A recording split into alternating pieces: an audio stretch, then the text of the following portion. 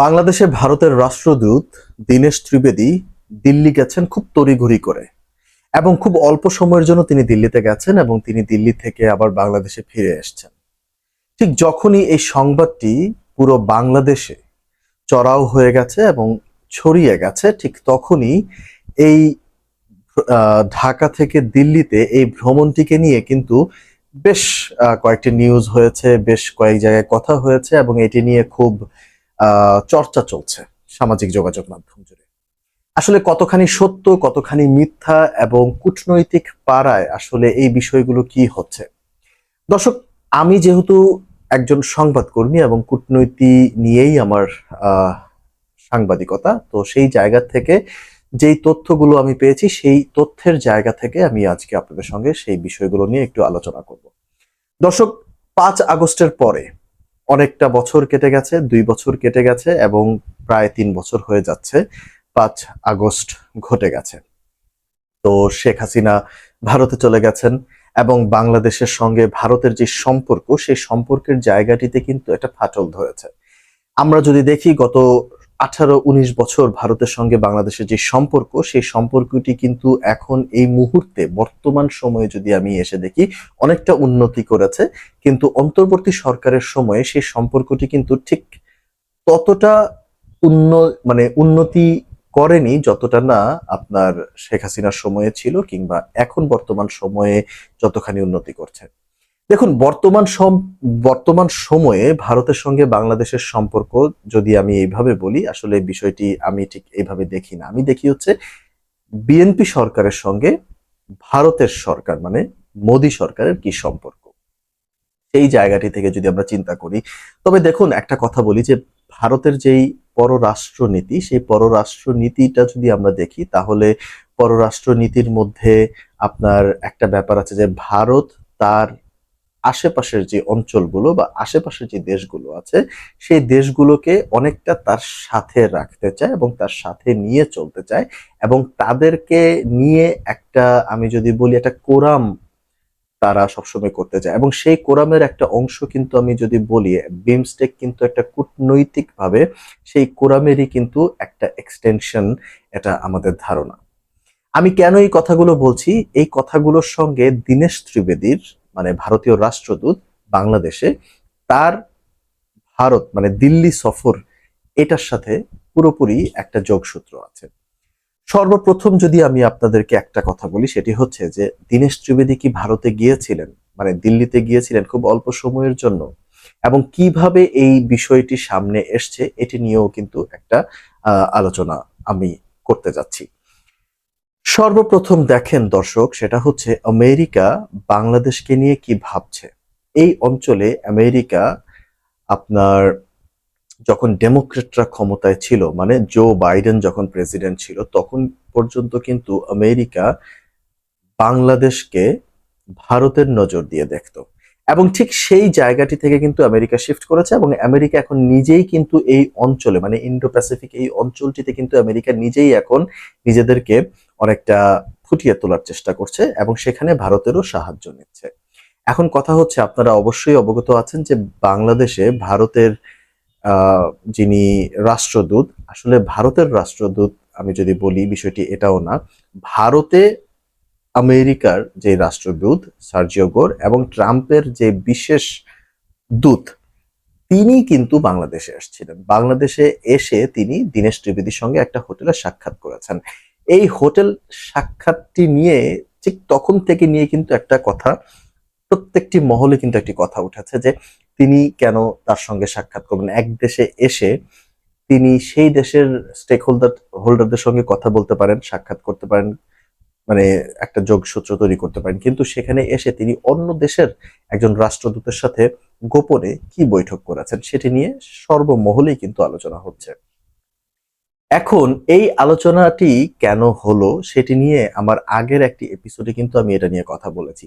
এখন বিষয়টি আমি আবারও যদি একটু বলি, দেখুন, এক কূটনীতিতে কূটনীতিতে অনেক কিছুই সম্ভব, অনেক কিছুই হয়, আবার অনেক কিছু কিন্তু আপনার অর্থ রাখে। আসলে সার্জিও গোর যখন দীনেশ ত্রিবেদীর সঙ্গে সাক্ষাৎ করেছেন, তার মানে এটা কিন্তু ভারতের একটা গুরুত্ব কিন্তু বুঝিয়ে দিচ্ছে যে এই অঞ্চলে এখনো আমেরিকা ভারতকে সাথে নিয়েই কিন্তু বাংলাদেশের সঙ্গে কি সম্পর্ক হবে সেটি একটা চিন্তা ভাবনা করছেন। আবার ঠিক ওই বৈঠকের পরপরই দীনেশ ত্রিবেদী দিল্লিতে উড়াল দিয়েছেন। কেন দিল্লিতে উড়াল দিয়েছেন? যতখানি তারা জানিয়েছে সেটি হচ্ছে যে আসলে এমন কোনো ঘটনাই ঘটেনি। দীনেশ ত্রিবেদী ঢাকার বাইরে যাননি, দীনেশ ত্রিবেদী দিল্লি যাননি, দীনেশ ত্রিবেদী বাংলাদেশেই ছিলেন।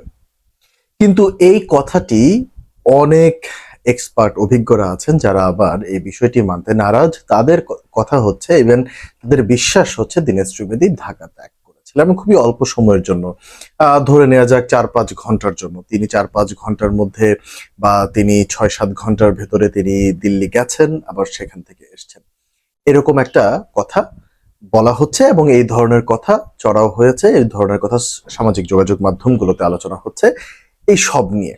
এবং এই পুরো তথ্যটিকেই দিল্লি থেকেও নাকচ করা হয়েছে এবং এই পুরো তথ্যটি আবার একই সময়ে আপনার বাংলাদেশে ভারতীয় দূতাবাস থেকেও কিন্তু বলা হয়েছে যে না, এমন কোনো ঘটনাই ঘটেনি। তো দর্শক, এখন এই জায়গাটিতেই আসে হচ্ছে টুইস্ট।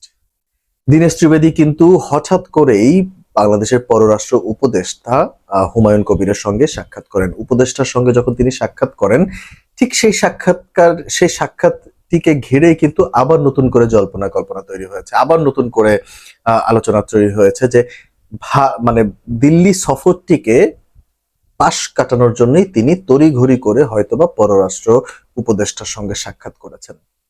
আসলে দর্শক, একটা জিনিস আমার খুব জানার আগ্রহ, যেটি হচ্ছে, দেখুন এখানে লজিক্যাল যে ব্যাপারটি হচ্ছে, ভারত আপনার দীনেশ ত্রিবেদী দিল্লিতে গেছেন, ধরে নিচ্ছি খুব অল্প সময়ের জন্য গেছেন এবং তিনি 6-7 ঘন্টার ভেতরে তিনি গেছেন, আবার ফিরে এসছেন। আসলে কি আদৌ এটি সম্ভব? তিনি যখন ঢাকা ত্যাগ করেছেন, ডেফিনেটলি তিনি বিমানবন্দর দিয়েই ত্যাগ করেছেন। বিমানবন্দরের কেউ কিন্তু জানে না যে উনি ঢাকা ত্যাগ করেছেন।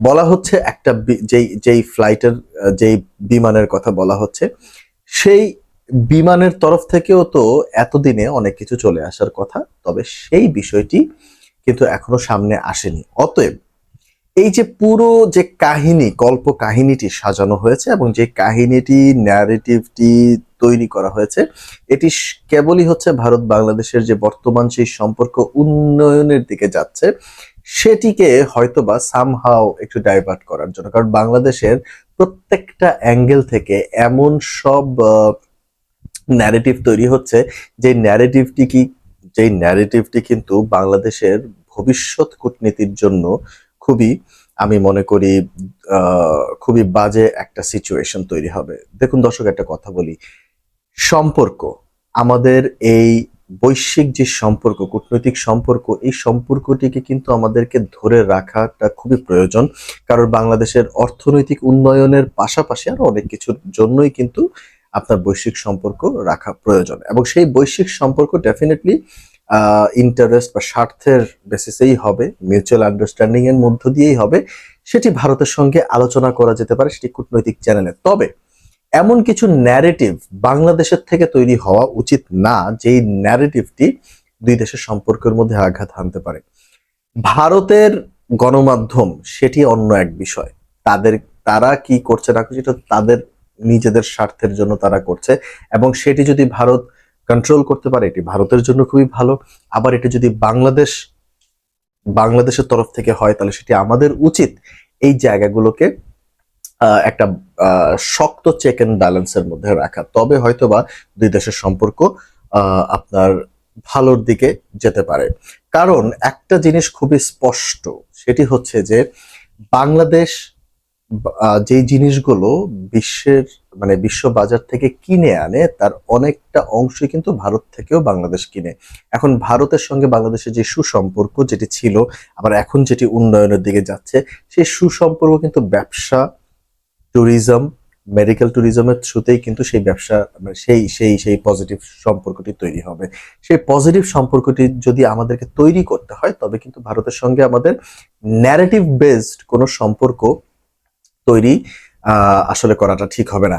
এখন যদি আমি ফরসেক মানে একটা ফরসেক আমি ধরেও নিচ্ছি দীনেশ ত্রিবেদী দিল্লিতে গেছেন, খুব দ্রুত সময়ের মধ্যে গেছেন, তিনি চলে এসেছেন। ভাই উনি ওনার দেশে গেছেন, ওনার কাজটা কি বাংলাদেশে? ওনার বাংলাদেশে কাজই হচ্ছে ভারতের স্বার্থ উদ্ধার করা, মানে ভারতের স্বার্থ মানে বাংলাদেশে আপনার বলতে গেলে বীজ বপন করা। ভারতের স্বার্থটা বাংলাদেশে বপন করতে হবে, ভারতের স্বার্থটাকেই তাকে চিন্তা করতে হবে। এখন সার্জিও গোরের সঙ্গে যদি কোনো প্রকার আলোচনা হয়েও থাকে এবং সেই আলোচনা বা সেই তথ্যটি তিনি যদি দিল্লিতে দিতেও যান, আমি এখানে আসলে ঠিক তেমন কিছু মনে করছি না। এখন এইখানে যদি অতিরঞ্জিত করে কোনো কিছু বলা হয়, লাইক ভারত বাংলাদেশের সম্পর্ক নিয়ে বা বাজে কোনো একটা ইন্ডিকেশন করে, তাহলে আমার মনে হয় যে দুই দেশের সম্পর্ক এবং বৈশ্বিক কূটনীতিতে এটা একটা বড় আঘাত কিন্তু বাংলাদেশকে সইতে হইতে পারে ভবিষ্যতে। অতএব তিনি যদি যেও থাকেন, তিনি তার নিজ দেশের স্বার্থ উদ্ধার করার জন্য গেছেন। তিনি সেখানে গিয়ে তথ্য সরাসরি জানিয়ে আসছেন না, তিনি তার কোনো একটা কাজ করে আসছেন, সেটি তার ব্যক্তিগত বিষয় এবং তার রাষ্ট্রের ব্যক্তিগত বিষয়। সেটি নিয়ে আসলে বাংলাদেশে এত মানে উন্মাদনার আমি আসলে তেমন কিছু দেখি না। আমি মনে করি যে তিনি যদি যা যেও থাকেন দিল্লিতে, তবে সেটি ডেফিনেটলি তিনি সেই কূটনৈতিক যেই নর্মস বা নিয়ম নীতি আছে সেটা মেনটেন করে যদি তিনি যেয়ে থাকেন, এটা তো স্বাভাবিক ব্যাপার। আর কারোর জন্য তো দেশ ত্যাগ করা, আবার দেশে মানে কোনো কূটনীতিকের জন্য তো দেশ ত্যাগ করা আবার ফিরে আসাটা, এটা তো আর বাধার কিছু নাই। এটা পৃথিবীর সব দেশেই এরকমটাই আছে, চাইলে যেতে পারে আবার আসতে পারে, কিন্তু সেটি সংশ্লিষ্ট আপনার মন্ত্রণালয়কে এবং তার সংশ্লিষ্ট উইংকে জানিয়ে যাবে, এবং সেটি যদি তিনি জানিয়ে যান তো সেটি একদমই স্বাভাবিক ব্যাপার, তিনি যেতেই পারেন। এটি ছিল হচ্ছে আলোচনা। তবে দর্শক, আপনাদের মনের মধ্যে কি চিন্তা ভাবনা আছে সেটি চাইলে অবশ্যই আপনারা কমেন্টের মাধ্যমে জানিয়ে দিতে পারেন। ধন্যবাদ।